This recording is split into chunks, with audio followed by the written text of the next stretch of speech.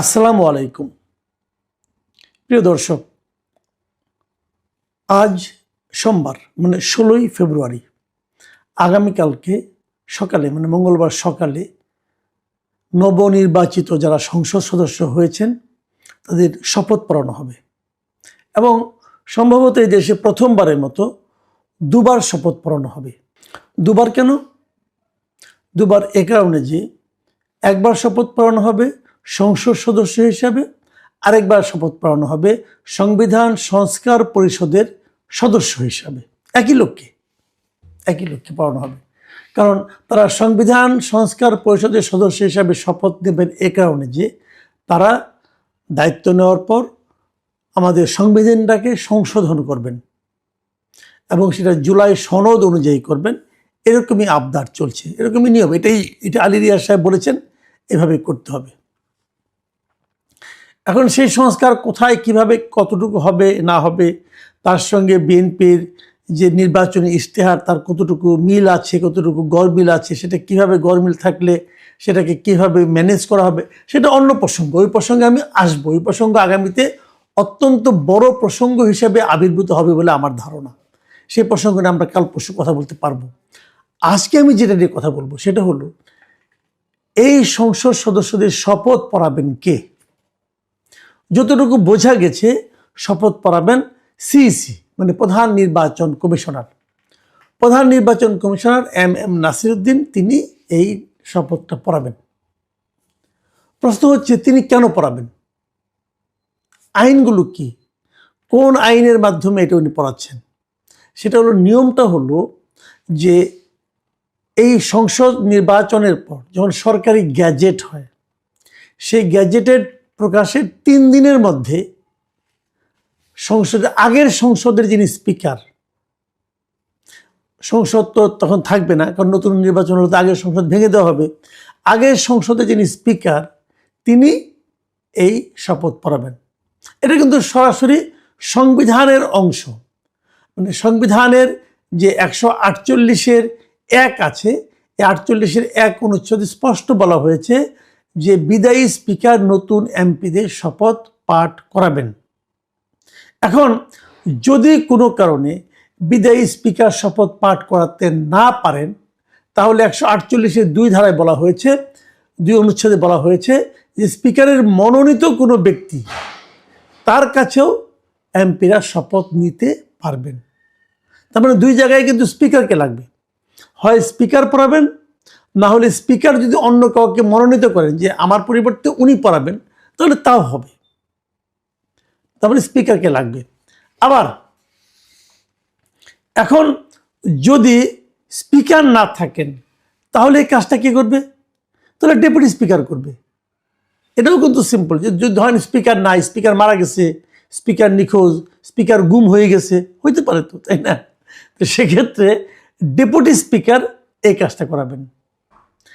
এখন প্রশ্ন হচ্ছে, যদি 3 দিনের মধ্যে 148-এর 2 ক এই ধারায় বলা হয়েছে যে গ্যাজেট প্রকাশের 3 দিনের মধ্যে যদি স্পিকার বা তার মনোনীত ব্যক্তি সংসদ সদস্যদের শপথ না পড়ান, তাহলে পরবর্তী 3 দিনের মধ্যে প্রধান নির্বাচন কমিশনার এই শপথ পড়াবেন।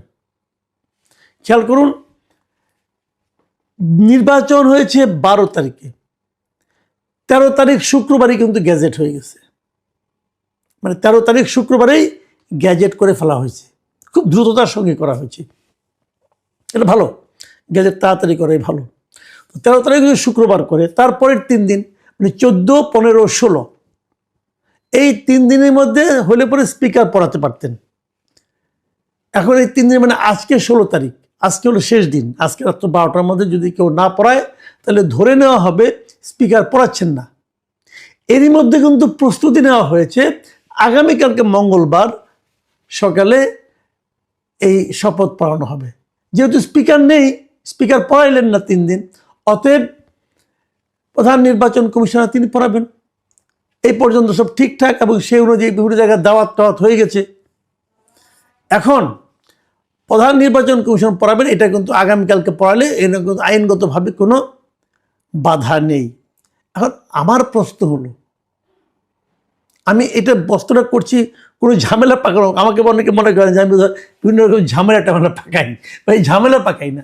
আমি এই প্রশ্নগুলি করি এই কারণে যে এই প্রশ্নগুলি কিন্তু পরবর্তী সময়ে কখনো না কখনো উঠতে পারে।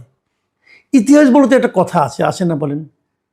আপনি আজকে যে কাজটা করবেন, এই সরকার আজকে যে কাজটা করবে, আজকে থেকে 20 বছর পর, 30 বছর পর যখন কোনো কিছু নিয়ে এইগুলি নিয়ে গবেষণা হবে, তখন তার ইতিহাস খুঁজবে যে ঘটনাটা কি, তারা খুঁজে কি পাবে যে প্রথম 3 দিন স্পিকার শপথ পড়ার নাই।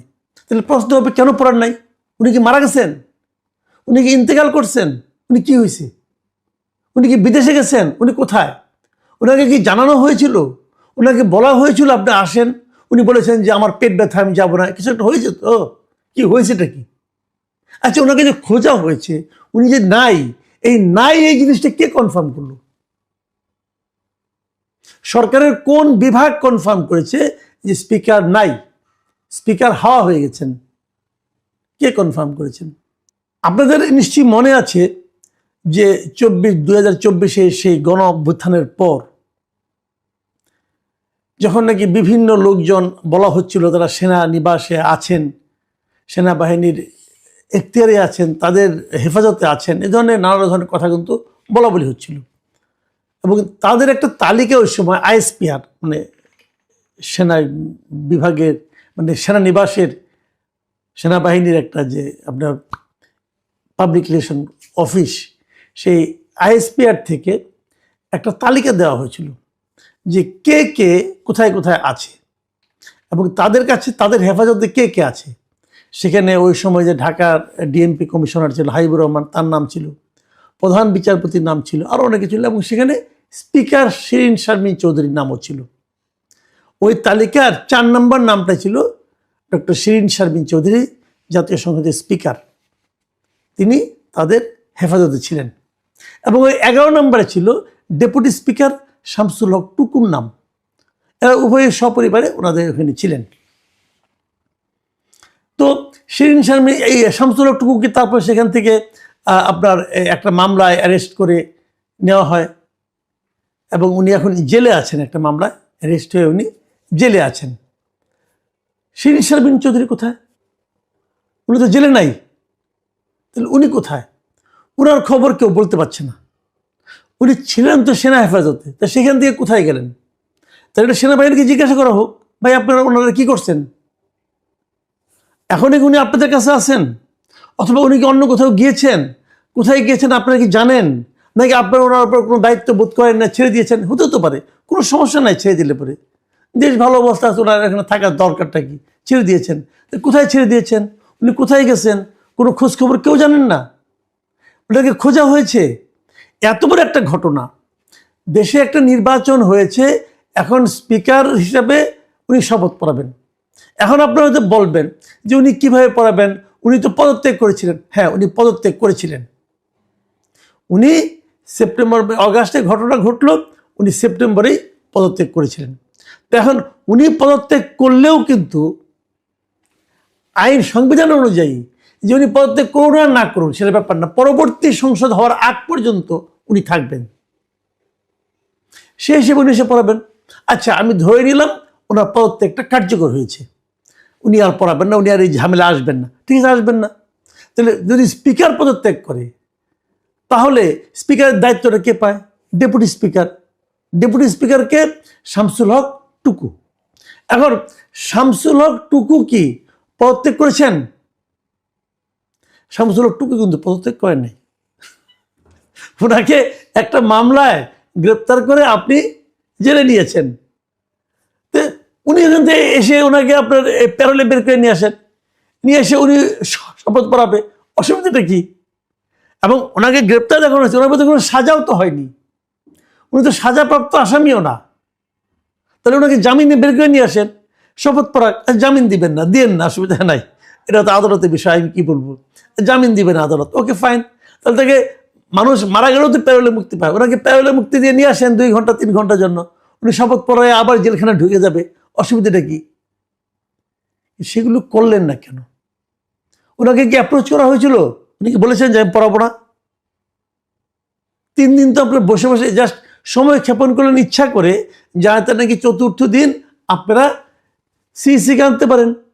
দেখেন এই যে পুরো বিষয়টা না, এই বিষয়টা যে কেন করা হচ্ছে, তার মানে আপনারা ওনাকে দিয়ে পড়াবেন না, সমস্যা নেই, কিন্তু আইনটা তো দেওয়া নেই। ওনাকে পড়ালে কি আপনাদের মান সম্মান যাবে? আমি একটা ঘটনার কথা উল্লেখ করি, পুরনো ঘটনা। আপনাদের মনে আছে 90-এর গণ আন্দোলনে কিন্তু এরশাদ সরকারের পতন হয়েছিল। তো এরশাদ সরকারের আমলে সংসদের স্পিকার ছিলেন কি?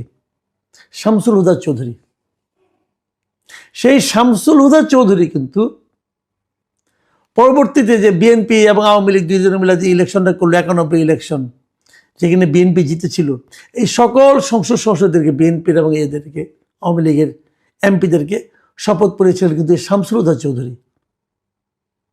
তো উনি তো তখনকার দিনে পতিত স্বৈরাচারের সরকার যেটা ছিল, সেই সরকারের সংবিধানে সংসদের উনি ছিলেন স্পিকার। কোনো সমস্যা তো হয় নাই, বরঞ্চ আইনটা, রীতিটাকে আপনি আপহোল্ড করে রেখেছিলেন। তো এগুলো ঘটতে থাকবে, এবং এই প্রত্যেকটা ঘটনার মাধ্যমে দায়িত্বপ্রাপ্ত যে ব্যক্তিরা, তারা তাদের চরিত্রের তাদের যে চরিত্রটা, তারই প্রকাশ ঘটাবেন। আমি মনে করি এক্ষেত্রে তাই ঘটানো হয়েছে। এই সরকারের আইন বিষয়ক উপদেষ্টা আছেন আসিফ নজরুল ইসলাম, মিস্টার আসিফ নজরুল সাহেব, আইনের অধ্যাপক ঢাকা ইউনিভার্সিটির। উনি একটা উদাহরণ তৈরি করলেন। উনি আবার শুনেছি উনি নাকি এখান থেকে শেষ করে আবার ক্লাসে ফিরে যাবেন। উনি ওনার স্টুডেন্টদের এই উদাহরণটা দিবেন যে আমি এই কাজ করেছি, এবং এটা একটা উদাহরণ হয়ে থাকবে আমাদের এখানে আইনের ক্ষেত্রে, যে এভাবে করা যায়। সেই উদাহরণটা আমাদের জন্য কি সম্মানের হবে, লজ্জার হবে, নাকি আইনের ব্যত্যয় ঘটবে? আমি জানি না এটা কোনটা হবে।